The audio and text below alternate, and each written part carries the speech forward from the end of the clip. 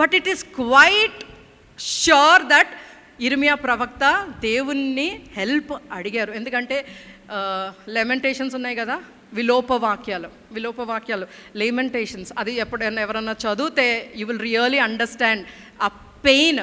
అక్కడ ప్రవక్త ఏంటి, ఇర్మియా ప్రవక్త ఏంటంటే జనాలకి దేవుని మాట చెప్తున్నాడు, ఎట్ ద సేమ్ టైం ఆయన ఏడుస్తూ దేవుణ్ణి క్వశ్చన్స్ చేస్తూనే ఉన్నారు. This is లెమెంటేషన్స్.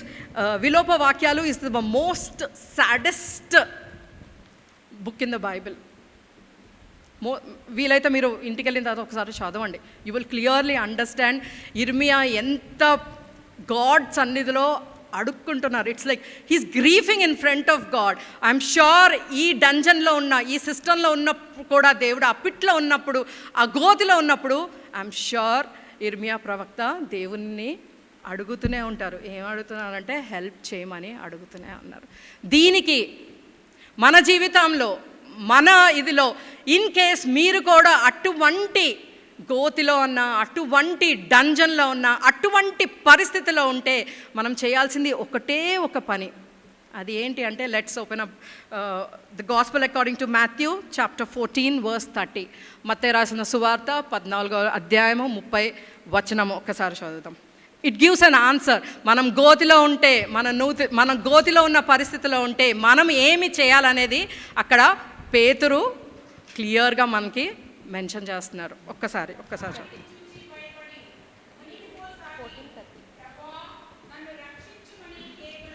ఓకే అన్నా, చాలు, థ్యాంక్ యూ. గాలిని చూసి భయపడ్డాడు కానీ ఓ అని వణకలేదు ఆయన. భయపడి ఇమ్మీడియట్గా ఇంకా మునిగిపోలేదు ఆయన. జస్ట్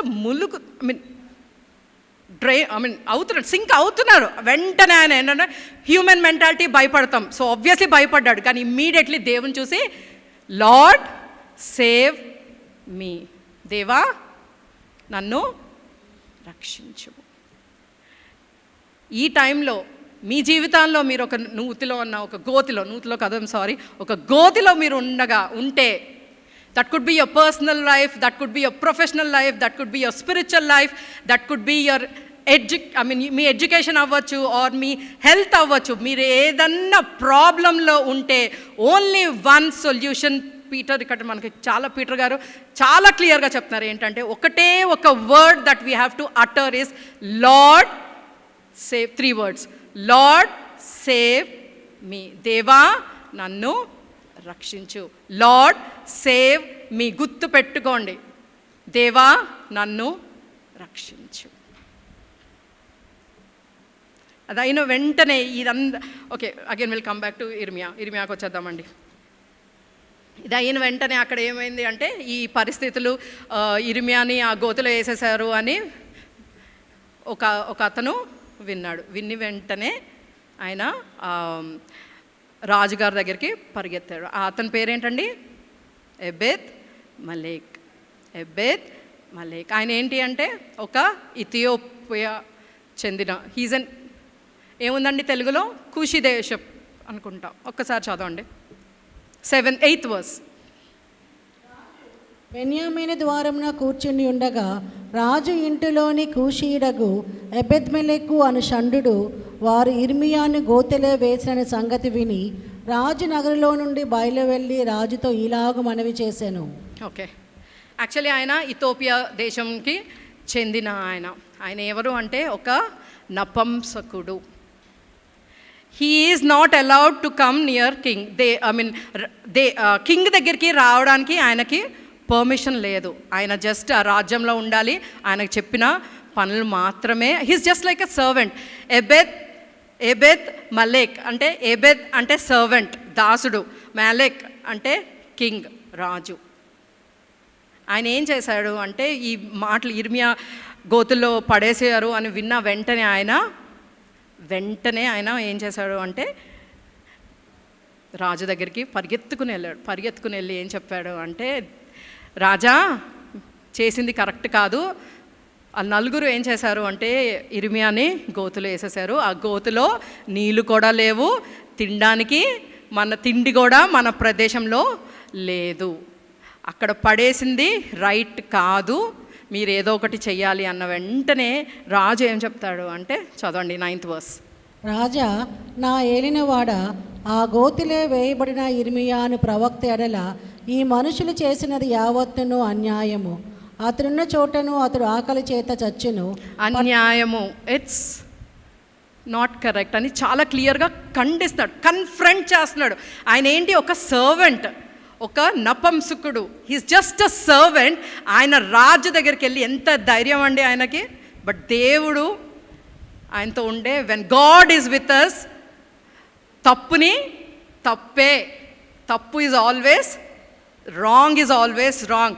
ఇది అన్యాయము, దిస్ ఈజ్ నాట్ కరెక్ట్ అని చాలా క్లియర్గా కింగ్ని కన్ఫ్రంట్ చేస్తున్నాడు. కన్ఫ్రంట్ చేసిన తర్వాత లైక్ నెక్స్ట్ చదవండి. అతడున్న చోటను అతడు ఆకలి చేత చచ్చును, పట్టణంలోనైనను ఇంకనూ రొట్టెలేమియో లేవు. అందుకు రాజు, నీవు ఇక్కడి నుండి 30 మంది మనుషులను వెంటబెట్టుకొని పోయి ప్రవక్త అయిన ఇర్మియా చావక మునుపు ఆ గోతిలో నుండి అతని తీయించుమని కూషీయుడగు ఎబెద్మెలెకునకు సెలవీయగా.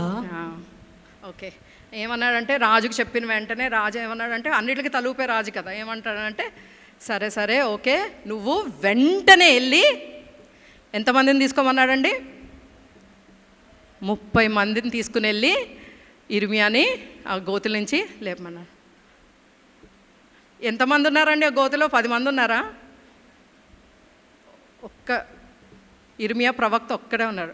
మ్యాక్సిమం 3 సరిపోతుంది కదా, ఇక్కడ ఆల్రెడీ ఎబెద్మెలెక్ ఉన్నాడు, ఇంకా 3 మ్యాక్సిమం సరిపోతుంది. కానీ ఏంటి అంటే, ఎంతమందిని తీసుకెళ్ళమన్నాడంటే 30 మంది, 30 మెంబర్స్ని తీసుకుని వెళ్ళి దాంతోపాటు రోపును కూడా తీసుకుని వెళ్ళి ఇర్మియా ప్రవక్తని లేపమని చెప్పాడు. 30 మంది ఎందుకు అంటే, గాడ్ ఇస్ సో గ్రేషియస్ అండి. మనం అడుగుతాం కదా గాడ్ని హెల్ప్, దేవా నాకు ఇదొక్క హెల్ప్ చెయ్యి దేవా అంటే, గాడ్ ఏం చేస్తాడు, మమ్మీ డాడీ, మమ్మీ నాకు ఒక్క చాక్లెట్ కావాలి అంటే, మమ్మీ డాడీ ప్రేమ ఎంత ఉండదంటే, ఒక్క చాక్లెట్ ఏంటమ్మా 3 తీసుకో, 10 తీసుకో అని చెప్తారు కదా. మమ్మీ డాడీ వాళ్ళే, మన పేరెంట్సే అంత గొప్పగా మనల్ని ప్రేమించినప్పుడు దేవాది దేవుడు ఎంత అంటారు, 3 చాలు అని అంటే 3 కాదు 30 మందిని తీసుకుని వెళ్ళు అన్న. ఇమ్మీడియట్గా ఇక్కడి నుంచి మీరు కొంచెం కాన్షియస్గా వినండి. అయిన వెంటనే ఇర్మియా ఏం చేశాడంటే, తాడుని పట్టుకుని వెళ్ళిపోయాడండి డైరెక్ట్గా. చదవండి నెక్స్ట్. ఎబెద్మెలెకు ఆ మనుషులను వెంటబెట్టుకొని రాజనగరులో ఖజానా క్రింది గదిలోనికి వచ్చి అచ్చట నుండి పాతవైన చింకి బట్టలను, చిరిగి చిరాకులైన గుడ్డపాతలను తీసుకొని పోయి ఆ గోతిలోనున్న ఇర్మియా పట్టుకున్నట్లుగా త్రాళ్ళ చేత వాటిని దింపి, పాతవై చిరిగి చిరాకులైన ఈ బట్టలను త్రాళ్ళ మీద నీ చంకల క్రింద పెట్టుకొనమని అతనితో చెప్పగా, ఇర్మియా అలాగు చేయగా వారు ఇర్మియాను త్రాళ్ళతో చేదుకొని ఆ గోతిలో నుండి వెలుపలికి తీసిరి. అప్పుడు ఇర్మియా బందీగృహశాలలో నివసించెను. ఓకే, చాలండి. ఏం చేశాడంటే, there is a pit stop అంటారు. ఏంటి అంటే, డైరెక్ట్గా రోపుని తీసుకుని 30 మందిని తీసుకుని వెళ్ళిపోలేదు. ఆయన ఏం చేశాడు అంటే, పిట్ స్టాప్ అంటారు. ఏంటి అంటే, కార్ రేస్ మధ్యలో ఆగి సర్వీస్ చేస్తారు. ఎందుకు సర్వీస్ చేస్తారండి, వేగంగా వెళ్ళిపోయి విన్ అవ్వడానికి అన్నట్టు. అట్లాగే ఈ ఎబెద్మెలెక్ ఏం చేశాడు అంటే, తాడు పట్టుకుని 30 మందిని తీసుకుని వెళ్ళిపోలేదండి. వెళ్ళిపోకుండా ఏం చేశాడు అంటే, ఆ గది ట్రెజరీ తర్వాత కింద ఉన్న గదిలోకి వెళ్ళి మేబీ లోపలికి వెళ్ళిపోయాడు. కొంచెం సేపు తర్వాత వచ్చాడు. ఎలా వచ్చాడండి, పాత చినిగిపోయి ఉన్న పాత బట్టల్ని తీసుకొచ్చి డైరెక్ట్గా ఇర్మియా దగ్గరికి వెళ్ళిపోయాడు. ఇర్మియా దగ్గరికి వెళ్ళి వంగి చూస్తున్నాడు. నేను ఈ ఇలిస్ట్రేషన్ చేస్తున్నాను ఎందుకంటే మీరు అర్థం చేసుకోవడానికి, క్లారిటీగా అర్థం చేసుకోవడానికి. ఇదంతా టైం వేస్ట్ అనుకుంటే అది వేరే, బట్ స్టిల్ క్లారిటీగా అర్థం చేసుకోవడానికి నేను ఇలిస్ట్రేషన్ చేస్తున్నాను. అక్కడ గోతి దగ్గరికి వెళ్ళి ఏమన్నాడు అంటే, ఇర్మియా డోంట్ వరీ, నేను వచ్చేసినాను, నా పేరు ఎబెద్మెలెక్, నేను ఒక నేను రాజు దగ్గర ఒక దాసుడిని. But I have come here, నేను ఇక్కడికి వచ్చి ఉన్నాను ఏంటంటే నిన్ను రెస్క్యూ చేయడానికి నేను వచ్చి ఉన్నాను. రాజు నన్ను తాడునిచ్చి 30 మందిని తీసుకుని వెళ్ళి నిన్ను లేవనెత్తమని క్లియర్గా చెప్పి ఉన్నారు. కానీ ఈ తాడు నేను ముందుకు వేసే ముందు నా దగ్గర చినిగిపోయిన బట్టలు ఉన్నాయి, అది నేను వేస్తున్నాను. ఎందుకు వేస్తున్నాడండి చినిగిపోయిన బట్టలు? ఈ తాడు వేయక ముందు లేదా ఈ తాడుతో పాటు నేను చినిగిపోయిన బట్టలు కూడా, కొత్త బట్టలు కాదు, చినిగిపోయిన బట్టలు నేను వేస్తున్నాను. ఎందుకంటే ఈ తాడు నేను వేసిన తర్వాత, నీ నడుముకి కట్టుకున్న తర్వాత, మేమందరం నిన్ను లాగినప్పుడు ఈ తాడు ఇదంతా నిన్ను హర్ట్ చేయకూడదు అని చినిగిపోయిన బట్టలు నేను వేస్తున్నాను. మా ఇంట్లో ఉన్న చినిగిపోయిన బట్టలు అండి ఇవన్నీ. But God is using that. ఎందుకండి? ఐఎమ్ ష్యూర్ రిసార్ట్కి వెళ్ళినప్పుడు మనం రోప్ పుల్లింగ్ ఆడాం కదా, అందరం ఆడాం. ఇట్లాంటి రోప్ పట్టుకుని కొంతమంది ఇటు కొంతమంది లాగేసిన తర్వాత అందరూ చేతులు చూసుకున్నాం. ఎందుకండి? మొత్తం కట్ అయిపోయి ఉన్నది. God is giving an answer to you right now. దేవా, నేను గోతిలో ఉన్నాను, నన్ను రెస్క్యూ చేయి గాడ్, నాకు ఒక రోప్ పంపించు, నాకు ఒక తాడు పంపించు దేవా, నన్ను బయటికి లేవనెత్తు దేవా అని క్లారిటీగా మనం అడుగుతున్నాం. కానీ దానికంటే ముందు దేవుడు అంటున్నాడు, నేను రోప్ పంపిస్తాను, నేను తాడు పంపిస్తాను, మిమ్మల్ని లేవనెత్తుతాను. దానికంటే ముందు నేను మిమ్మల్ని ప్రిపేర్ చేస్తున్నాను, చినిగిపోయిన బట్టలు మీకు ఇస్తున్నాను, సో దట్ మీకు ఎటువంటి హర్ట్ అవ్వకూడదు అని చెప్తున్నారు right now. I'm just ending this. ఇది యాక్చువల్లీ చాలా పెద్ద సర్మన్, బట్ అగైన్ టైం లేదు కాబట్టి ఐఎమ్ ఎండింగ్. గాడ్ చాలా క్లియర్గా మాట్లాడుతున్నారు ఇప్పుడు. మీకు ఆన్సర్స్, మీరు ఉన్న ఈ పిట్లో నుంచి నేను ఆన్సర్స్ ఇవ్వబోతున్నాను. కానీ దానికంటే ముందు నేను మిమ్మల్ని ప్రిపేర్ చేయబోతాను. మీకు ప్రమోషన్స్ నేను దయచేస్తాను, మీకు ఎడ్యుకేషన్లో నంబర్ 1 నేను దయచేస్తాను, మీకు హెల్త్ ఇష్యూస్ ఉంటే దాని నుంచి నేను లేవనెత్తుతాను. కానీ వీటిలన్నిటి నుంచి there is a pit stop. ఏంటి అంటే మీరు ప్రిపేర్ అవ్వాలి. ఇన్స్టెంట్గా నేను మీకు ఆన్సర్స్ ఇచ్చేస్తే maybe you can't handle the victory.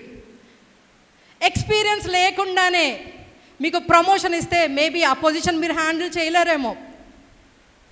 మీరు చదువుకోకుండానే మీకు పాస్ మార్క్స్ ఇచ్చేసి ముందుకు తీసుకుని వెళ్తారంటే నెక్స్ట్ స్టాండర్డ్ మీరు హ్యాండిల్ చేయలేరేమో. రేపొద్దున మీ ఫ్యూచర్లో మీరు సెట్ అవ్వలేరేమో. మినిస్ట్రీలో మేము ముందుకు వెళ్ళాలి అంటే ఎటువంటి పనులు చేయకుండా, ఎటువంటి ప్రిపరేషన్ లేకుండా ముందుకు వెళ్ళిపోవాలి అంటే it's highly impossible. Spiritual life, physical life, ఇమోషనల్గా ప్రతి ఒక్కసారి గాడ్ క్లియర్గా చెప్తారు, there is always a pit stop. మీ సక్సెస్కి ఒక పిట్ స్టాప్ ఉంటుంది. ఆ pit stop is called preparation. Ebed Melech ఇర్మియాని ప్రిపేర్ చేస్తున్నాడు, పాత బట్టలు ఇచ్చి ప్రిపేర్ చేస్తున్నాడు. ప్రావర్బ్స్ 21:14 ఐ సపోజ్ మీకు ఇచ్చానండి. దాంట్లో క్లియర్గా గాడ్ చెప్తున్నారు, ద రైచియస్ పర్సన్ 7 times పడినను తిరిగి లేస్తారు. మనం అందరం we are righteous person in God's presence because we are God's children. మనం 7 సార్లు కింద పడిపోతాం, కానీ దేవుడు మనల్ని లేవనెత్తుతాడు అని చాలా క్లియర్గా గాడ్ ప్రామిస్ చేస్తున్నారు. If God be for us who can be against us అని గాడ్ చాలా క్లియర్గా మనతో ఈరోజు మాట్లాడుతున్నారు.